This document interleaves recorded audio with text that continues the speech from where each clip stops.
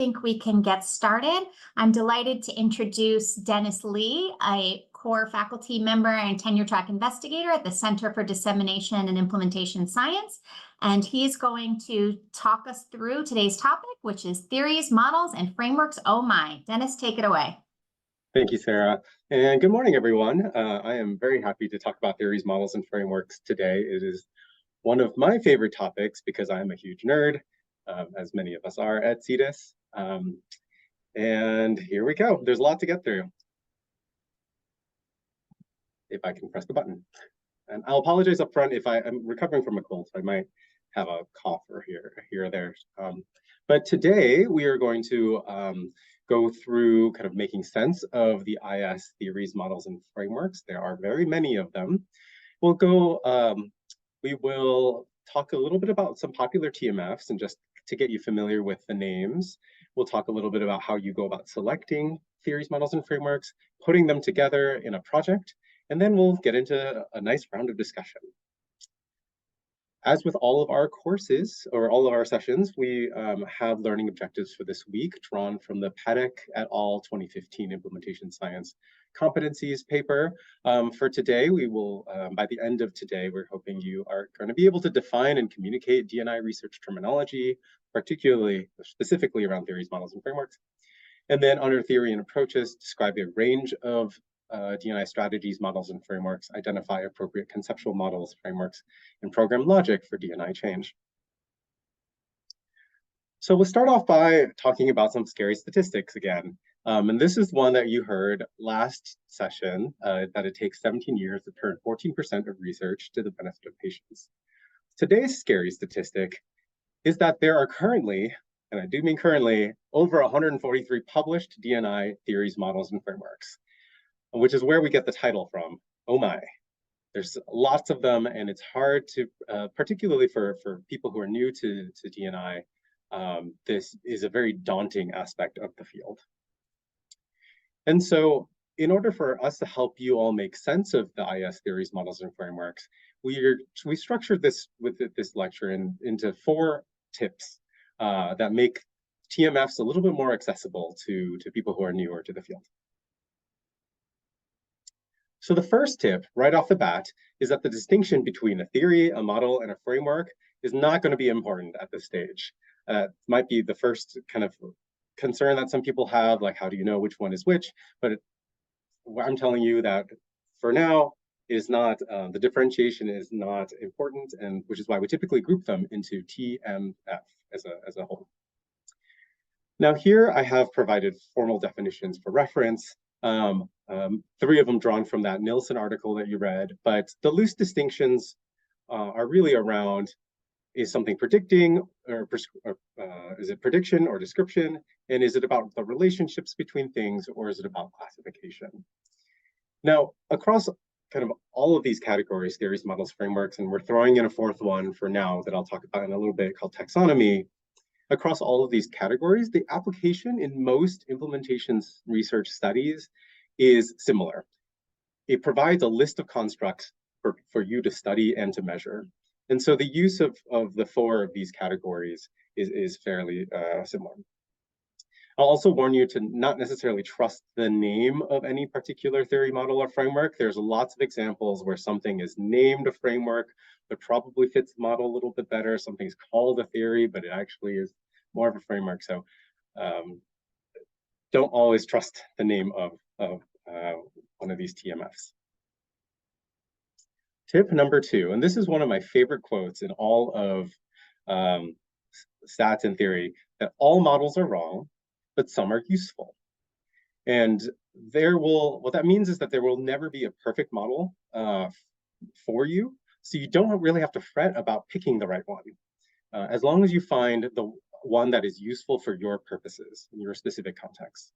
And that theme of usability, or not usability, but usefulness and utility is going to be a through line across the other tips.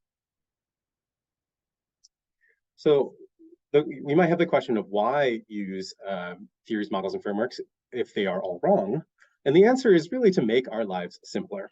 IS is, like many other things in the real world, incredibly complex. We saw this figure in our first presentation 2 weeks ago.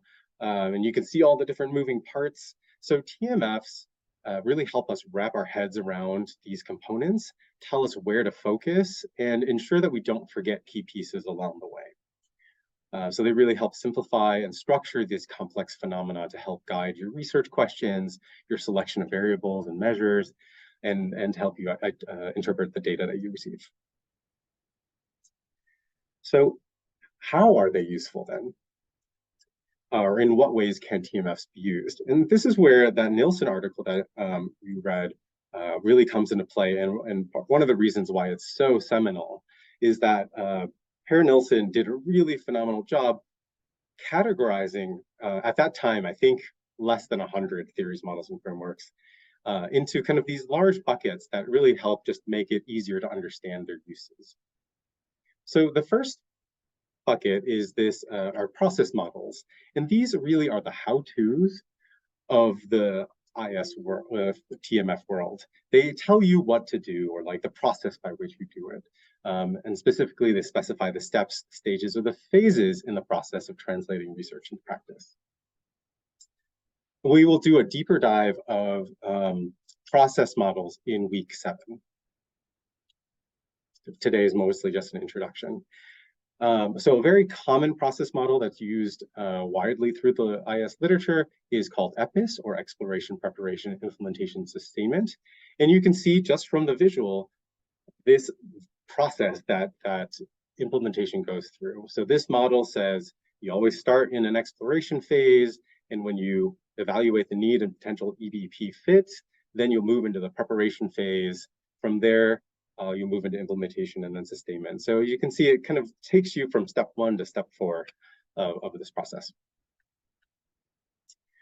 Now, the next group of models that Nielsen defined are determinant frameworks. And these are basically lists of constructs to consider as predictors or moderators of implementation, and to eventually address with some of your strategies. So these specify what we call determinants, also known as barriers and facilitators, that influence your implementation outcomes. And my kind of shorthand for these is that these are just large lists of important constructs. We'll do a deeper dive of determinant frameworks in week 3. I see a quick question about EPIS. EPIS has 2 figures. There's one that is linear, and then there's one that is more circular. And for the process, emphasizing the process, we chose to show the linear one.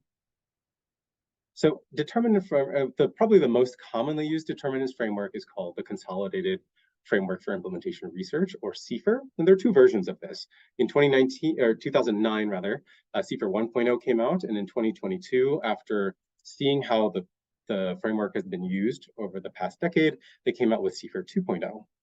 And again, keyword is buckets. So CFIR draws from all these other TMFs in the field, hence the name Consolidated Framework, and takes all of those constructs and puts them into groupings that might influence implementation. So you'll see at the largest level, you have your outer setting. These are things outside of the context in which you are implementing something. Within that, you have your inner setting. This represents the context that you're implementing in, such as the structural characteristics, maybe some leadership supports, the culture of the organization. Now, inside the inner setting, you have individuals, and there are lots of characteristics of individuals that might affect implementation, like their capability or their opportunity to do something or their motivation to do something. There's another bucket over here called the innovation, and that is characteristics of the thing that you're trying to implement itself. Those actually might influence implementation as well. For example, if it's very costly, it's going to be very hard to implement. And then the 5th bucket is process, kind of the things that you're doing, or the processes that are in place that might influence implementation. So again, big buckets of constructs that might be barriers or facilitators to implementation. Just to tell you about it, because this one is gaining a lot of prominence in the field, the Health Equity Implementation Framework is another determinants framework. As you can see from the figure, it looks very similar to the CFIR in terms of its kind of circular appearance. But this one is a little bit more focused on healthcare settings and kind of is developed from a combination of two other frameworks, IPARIS and Healthcare Disparities Framework, to focus more on the clinical encounter dimension and explicitly focus on health equity in every domain. That the health equity piece is less apparent from the figure itself, but if you read the full paper, they talk about how you consider health equity at the recipient level, the clinical encounter level, the system level, and the society level. So again, large buckets of constructs for you to consider. Now, I'm going to breeze through the next two just for time, but there's a lot of detail on these slides that you can access afterwards. And so theories, if you remember, focus kind of on predicting relationships more so than determinant frameworks, which are really just kind of describing lots of things. And so classic theories are from other fields that can explain kind of how different determinants might actually influence an outcome. People might be familiar with the theory, diffusion of innovations theory, and in that, Roger theorized that these kind of factors on screen predict adoption. And you'll also notice, if you are familiar with CIFAR a little bit more, that all of these kind of got subsumed into CIFAR. So CIFAR took all of these and put it into its framework. Now, the difference between classic theories and implementation theories is just basically where the field from which they arose. So implementation theories are kind of organically from within implementation science. And again, they focus on kind of describing how certain constructs relate to each other. A good example of an organizational theory is this organizational readiness to change theory. And you'll also notice that this appears in CIFAR as well. Moving quickly along these branches, the last grouping of theories, models, and frameworks that Nielsen said are the evaluation frameworks. And these are, again, kind of lists of constructs, but these are ones instead of as predictors or moderators, these are constructs to measure as outcomes. The most popular, or one of the most popular theory models in this grouping is the Proctor's implementation outcomes model, which some might consider a framework, but again, the name may not match kind of what it is. Proctor kind of indicated that there were eight common implementation outcomes, which you see here on the left-hand side. And we will talk more about these in week 4 or 5. And so today is just kind of a little teaser of what we're getting to. All right, so now we're done with the Nielsen kind of diagram of things. But as I mentioned before, we have our little taxonomies as well. And taxonomies are slightly different in that these are really just lists or classifications of things. But they do play a role in implementation research as well. So on the left-hand side, you see a taxonomy that might help you understand the different types of things that one might try to implement. We call this one the 7 Ps. So you might be implementing, your thing might be a pill, it might be a program, it could be a practice that you're trying to implement, a principle, or an idea, a product, a policy, or a set of procedures. Now, on the right-hand side is one that you'll probably encounter much more in the implementation research, which is the ERIC taxonomy, or the Expert Recommendations in Implementing Change taxonomy. It's called ERIC because they gathered a group of implementation scientists together to think and review tons of different implementation strategies and then group them together. And so if you're trying to help people do the thing, you might engage consumers, you might change infrastructure, you might support the clinicians, you might utilize financial strategies. And again, ERIC is just another way of helping group these strategies that otherwise kind of have no grouping. We will talk more about strategies in week 4. Whew, okay, who's ready for a nap? And that was just 2 of the 4 tips. Tip 3 is that the only bad choice of a theory, model, or framework or taxonomy is one that is used for the wrong purpose. So what this means is that there's a lot of variation among individual TMFs, and that serve the same purpose. So if you're just looking at determinants frameworks, you'll find tons of them, and there's a lot of variation among them. There's also a lot of similarity among them, but more or less, the ones of the same type kind of overlap. So most of the determinant frameworks will cover most of the same constructs. Some will go more specific, some will go higher level. So for you all, as you are stepping into this world of implementation research, if you find models, theories, models, and frameworks that work well for your needs and for your context and for your project, and that you can defend the use of that one, go with it. There's really, as we said before, all models are wrong, but some are useful. So pick the ones that are going to be most useful for you. The caveat is if you pick the wrong type of model for the wrong purpose, that's the only time you make a bad choice. So you don't want to say that I'm going to use a determinants framework, which is about barriers and facilitators, to evaluate implementation. Or you don't want to say I want to use a process framework to select my strategies. And speaking of selection, just one of your recommended readings was on how to select TMFs out of the many that are out there. And I grabbed an excerpt from the abstract because these two sentences really jumped out at me. Variation in approaches to selecting theory warn against prescriptive guidance for theory selection. Instead, implementation scientists may benefit from considering the criteria that we propose in this paper and use it to justify. So the takeaway is that there's really no one way, at least so far, that is recommended for selecting TMFs, but there are a number of criteria to consider as you are thinking or looking through TMFs. And I listed the top criteria that they found in the paper on the right-hand side, and you'll see they kind of fall into two buckets. Criteria around how to make a theory, model, or framework justifiable in its use, and then other ones that describe its usefulness. So find something that's useful and make sure you can justify its use.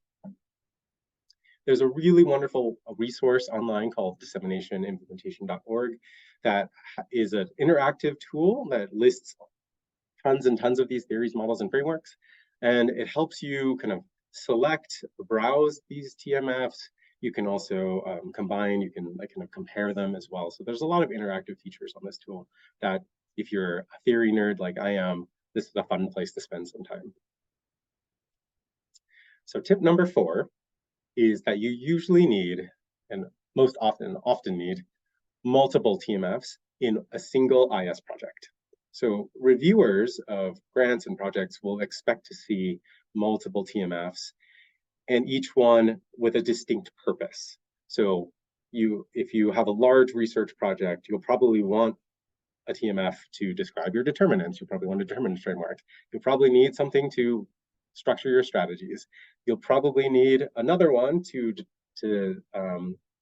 determine which outcomes you're going to measure, and you want to use all of them together.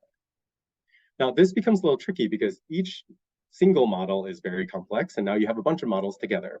So now we're going to tell you a little bit about making sense of multiple TMFs together. How do we go about doing this cohesively? So you have, let's say, we start with our 7 Ps. You have the thing that you're trying to implement, you might categorize. You have all the determinants that might affect implementation of that thing. You have the strategies that you're going to use to address those determinants. You have your process by which you are going to implement all of these strategies. And then you have your outcomes over here to measure whether or not your implementation went well. It's a lot going on. So when you put them together, or how do you go about putting them together? And we present to you the implementation research logic model. And I'll warn you, it has model in the name. It is not a new model, but it's a trans-theoretical or trans-model that more of an organizing way of just putting all of the various models that you're going to be using into one visual. So why are we introducing this to you now? It seems very complex and advanced, but we do think that it is helpful because it helps as we move through the different sessions of our reading course, will help you anticipate and organize all of the multiple components of NTMFs together into one spot, and also start to specify and see the hypothesized relationships between all of the different components. In practice, the IRLM has been very flexible and pragmatic and is highly modifiable for different types of projects and approaches. So if you have multiple contexts, or if you're using multiple strategies, or if you're implementing multiple things, you can really tailor the IRLM to kind of the project that you're doing. And then we also want to train people to use the IRLM because we think that if folks planning implementation studies start using a standardized approach to go about planning these things, we're more able to produce generalizable knowledge across initiatives over time. Lastly, the IRLM was developed here at Northwestern, and it continues our tradition of very pragmatic implementation. So it's definitely one thing that we want you all to walk away from this course with. Here's another kind of just another visual of the IRLM. You can see where all of the TMFs fit into different boxes. In the last bits of moments that we have before discussion, I wanted to give you a sense of how one goes about building the IRLM. And we're going to mirror this over the next couple of weeks in this course. So each of the next 3 or so weeks, we'll focus on a different box, and then you'll start building up your idea of an IRLM. So by the end of, I think by week 7, you'll have a very good picture of how implementation research comes together. But for now, for this example, I'm going to use a simple semi-historic example. Some of you may be familiar with Ignaz Semmelweis. He was a Hungarian doctor known as the father of hand washing before medical exams. And he noticed that in the hospital that he worked in, maternal mortality rates in the doctor's wards were twice as high as those in the midwives' wards, and thought maybe it had to do something with hand washing.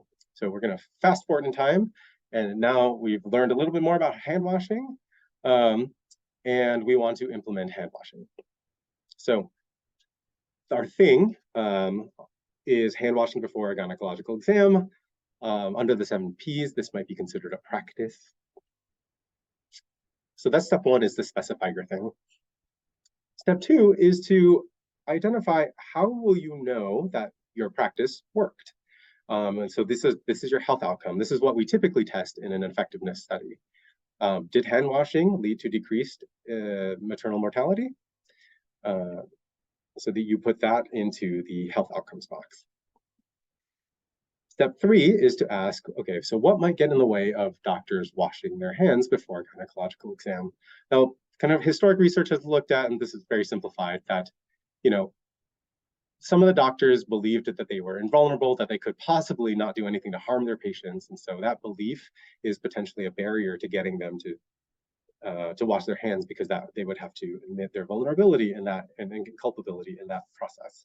There's also probably at the time, early on, lack of knowledge around hand washing, and then limited evidence at the time as well that hand washing was effective. Of course, now we know very strongly, but when this was first going on, there's probably much less evidence. And then you might also ask what might be helpful. So just as one example, mortality rates tend to make hospitals look bad. And so that might actually be a facilitator for implementing hand washing once the hospitals get a wind of that hand washing can prevent mortality. Step 4 is to specify or select the strategies that you're going to use to address those barriers. Some pretty common ones that we're familiar with: education and training, especially as more evidence for hand washing was generated, and then hospital mandates that everyone has to use to wash their hands are kind of a system level strategy. Finally, you specify how you know that your strategies worked. And for this example, I picked adoption, which is the percent of doctors who wash their hands before exam. So before training, you might have a lower percentage, and after training, you might expect, or after the mandate, you might expect the percentage of doctors who wash their hands before an exam to go up.